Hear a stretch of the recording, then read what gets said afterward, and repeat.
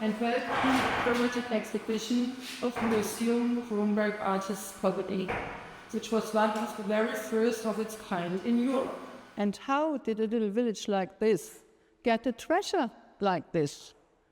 To answer that question, we have to go back in time to the age of industrialization, about 1820 to 1880. And now imagine Frankfurt. Imagine all the new factories around the city belt, all the noise, the dirt, the air pollution. Imagine all the poor people flooding into the city looking for a job. They had to live somewhere, but accommodation was scarce and the prices went skyrocketing. And they had to eat and drink. And they bought everything they needed in the city, in the streets, in markets, like, for instance, this one. And at that time, for instance, the butchers, they killed the animals right there and then in the streets. And now, especially in summer, imagine the blood streaming, the stink, the air, the noise, the dirt, and the prices. This was not a nice place to be. And now imagine a poor art student in this city. What did our poor student do? He sat inside, in a room, painting with the same old colors everybody else used to have, composing pictures according to his memory or the sketches of his notebook. And you can imagine afterwards perhaps a painting like this one. So look at this painting. You can see it's a composed setting, subdued colors, and it reminds me, at least, of the old Dutch masters. But with industrialization also came the chemical industry, and with it a totally type of new colors, bright orange, green, yellow, you name it. And when some clever mind had the idea of putting these colors into the tubes, colors to take away, to go off with, and plein air painting was born. So what did our poor student do? Did he stay inside? No, out of the city he wandered, back to the roots, back to nature. And Kronberg happened to be within walking distance. And so Anton Burger and his friends came to Kronberg. They found a nice landscape, friendly people happy to earn some pennies. Everything was cheaper than in Frankfurt. And best of all, the pub owner of the Adler, still existing today, let them pay by painting the walls. So they came more and more often and stayed longer and longer. And when in 1858, Anton Burger moved to Kronberg, and in 1859 he married a Kronberg girl, then the colony was really installed in Kronberg.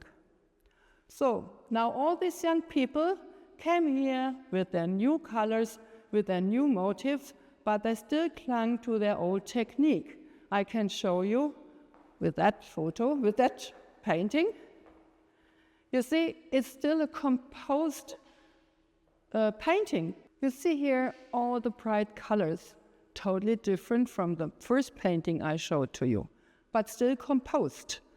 The location of the castle is not quite right. The background is missing. No mountains, no taunus.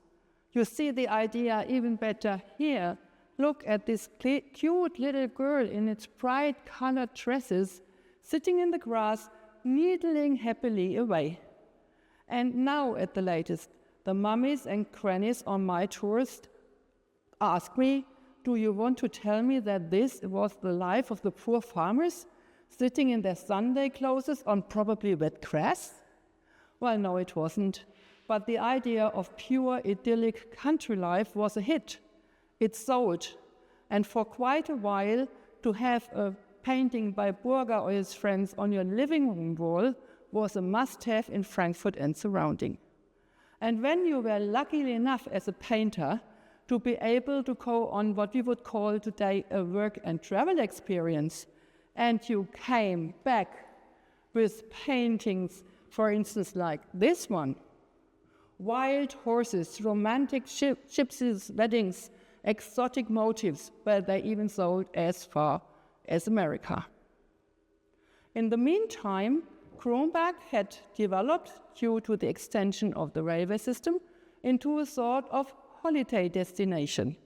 People came to Kronberg like we today would, for instance, go on a day trip to Heidelberg. And some even started to build summer houses here. So, everybody happy now? No, you know, painters want to develop. They don't want to stay static. And develop they did. Look at this picture, at the painting over there. You see all the sunshine, the green, the growing, exploding at you.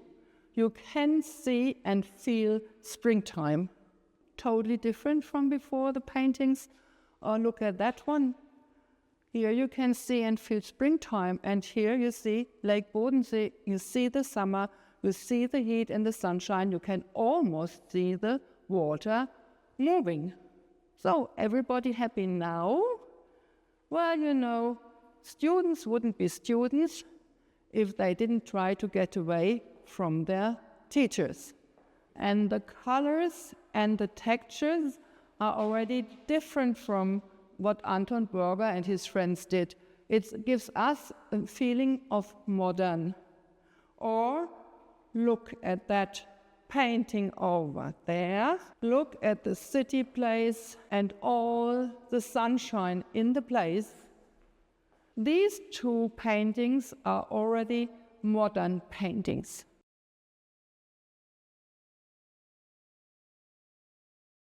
And now some truly spectacular thing happened. Empress Victoria, the mother of our last emperor of Germany, she moved to Kronberg.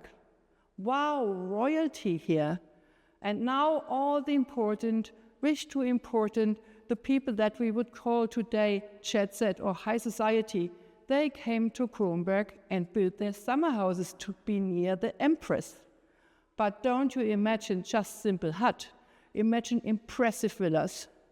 One of them actually is our town hall. And if you are interested, you can go on a guided tour on the traces of the painters. And with all these rich people with money and time on their hands, being bored in summertime, I don't know, in came a new set of painters, the so-called Gesellschaftsmaler, society-oriented painters. And they did paintings on order. Something like this one, portraits of the lady of the house, of the daughter of the house. But you can quite clearly see it's not what our local artists did. So these painters came in and did ordered paintings. They worked for money. They did things like this one here, a portrait of the ladies of the house, of the daughters of the house. But you can see it's totally different what our local artists did. And in the meantime, Kronberg had changed from a rustic summer idyll to an elegant summer resort. Yeah, but now everybody is happy now. But you know, time passes, and the two stars of the colony, Empress Victoria, she died in 1901, and Burger died in 1905. And then, a bit later, World War I, end of story. And if now you are interested in learning more about the secrets of this building, the first ever what we would call a throne today here in Kronberg, the special exhibitions we have, come see us in Kronberg. And if I could show you now that learning a language can be so much more than grammar or checking in hotels, but it be interesting and so much fun, have a look at the language section of the VHS program. Thank you very much, and looking forward to seeing you.